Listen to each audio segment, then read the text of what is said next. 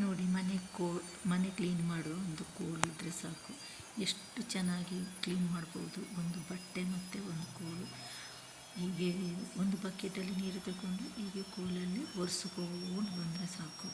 ಮತ್ತು ನಮಗೆ ಈಸಿಯಾಗಿ ಬಕೆಟನ್ನು ಇದಕ್ಕೆ ಇದು ಮಾಡಿ ಒದ್ದೆ ಮಾಡಿ ಹಿಂಡಲಿಕ್ಕೂ ಈಸಿ ಆಗ್ತದೆ. ಈ ಥರ ಮಾಡಿದರೆ ನೋಡಿ, ಈ ಥರ ಚೆನ್ನಾಗಿ ಕ್ಲೀನ್ ಮಾಡೋದು. ಇದರಲ್ಲಿ 2 ಥರನೂ ಮಾಡಲಿಕ್ಕಾಗ್ತದೆ. ಬರೀ ನೀರನ್ನು ಒರೆಸ್ಲಿಕ್ಕಾಗ್ತದೆ ಬಟ್ಟೆ ಇಲ್ಲದಿದ್ರೂ, ಅದರ ಹೊರಗಡೆ ಸಿಟ್ಔಟಲ್ಲಿ ತೆಗಬಹುದು, ಇಲ್ಲ ಅಂದರೆ ಅಡುಗೆ ರೂಮಲ್ಲಿ ನೀರು ಇದ್ದರೂ ಸಿಗ್ಬೋದು. ನೋಡಿ ಎಷ್ಟು ಚೆನ್ನಾಗಿ ಕ್ಲೀನ್ ಮಾಡ್ತಾ ಉಂಟು. ನೋಡಿ, ಈ ಕೋಲಿದ್ದರೆ ಎಷ್ಟು ಚೆನ್ನಾಗಿ ಬರುತ್ತೆ ನೋಡಿ.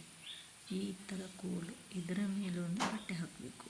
ಈ ಬಟ್ಟೆ ಹಾಕಿ ಚೆನ್ನಾಗಿ ಮಾಡಿ ಅದರಲ್ಲಿ ಈ ಥರ ಒರೆಸ್ಬೇಕು. ಇದನ್ನು ಮುಚ್ಚಿ ನೋಡಿ, ಈ ಥರ ಒರೆಸ್ಬೇಕು. ಎಷ್ಟು ಚೆನ್ನಾಗಿ, ಎಷ್ಟು ಕ್ಲೀನಾಗಿ ಬರ್ತದೆ ನೋಡಿ, ಎಷ್ಟು ನೀಟಾಗಿ ಕಾಣ್ತದೆ. ಈ ಕೋಲು ಇದ್ದರೆ ಒಂದು ಮನೆ ಇಡೀ ಒರೆಸ್ಲಿಕ್ಕೆ ಈಸಿ ಆಗ್ತದೆ, ಕೈಯೇನು ನೋವಾಗಲ್ಲ. ಎಷ್ಟು ತುಂಬಾ ಈಸಿ ಆಗ್ತದೆ ಅಂತ ನೋಡಿ, ಎಷ್ಟು ಚೆನ್ನಾಗಿ ಆಗುತ್ತದೆ ನೋಡಿ, ಎಷ್ಟು ಕ್ಲೀನಾಗಿ. ನಾನು ಇಡೀ ಮನೆ ಒರೆಸಿದ್ದೀನಿ, ಆದರೆ ನಿಮಗೆ ತೋರಿಸ್ಲಿಕ್ಕೆ ಮಾತ್ರ ಇಷ್ಟೇ ಜಾಗವನ್ನು ತೋರಿಸ್ತಾ ಇದ್ದೀನಿ. ಅದಕ್ಕೋಸ್ಕರ ಇಡೀ ಒರೆಸ್ಕೊಂಡು ತೋರಿಸ್ಲಿಕ್ಕೆ, ಆದರೆ ಈ ಥರ ತೋರಿಸುವ ಅಂತ ನೋಡೋಣ ಅಂತ. ಚೆನ್ನಾಗಿದೆ, ತುಂಬ ಚೆನ್ನಾಗಿರುತ್ತೆ, ತುಂಬ ಸುಲಭವಾಗುತ್ತೆ.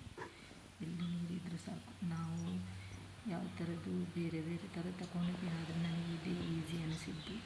ತುಂಬ ಚೆನ್ನಾಗಿರುತ್ತೆ. ಬಟ್ಟೆನೂ ತೊಳೆದಂಗೆ ಆಗುತ್ತೆ. ಬಟ್ಟೆ 2-3 ಸಲ ವಾಶ್ ಮಾಡಿ ಮತ್ತೆ ತೊಳಿಬೇಕು ಅನಿಸುತ್ತೆ ನೋಡಿ.